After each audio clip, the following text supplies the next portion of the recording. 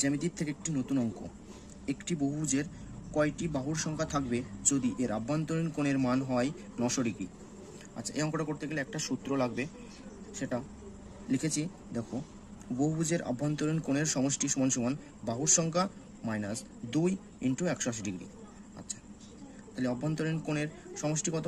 900 degree সমান সমান বাহুর সংখ্যা জানি না, তাহলে আমরা এন ধরে নিই, মাইনাস 2 ইন্টু 180 ডিগ্রি লিখতে পারি। এরপরে 180 ডিগ্রি ইন্টু এন মাইনাস 2 সমান সমান 900 ডিগ্রি। এটাকে আমরা ঘুরিয়ে লিখলাম বোঝার জন্য।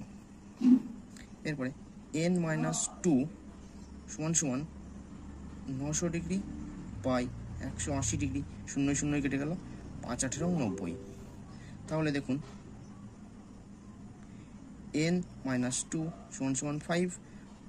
এবার এন সমান সমান 5 প্লাস 2 সমান সমান 7। অতএব বাহুর সংখ্যা 7। সঠিক উত্তর অপশন সি।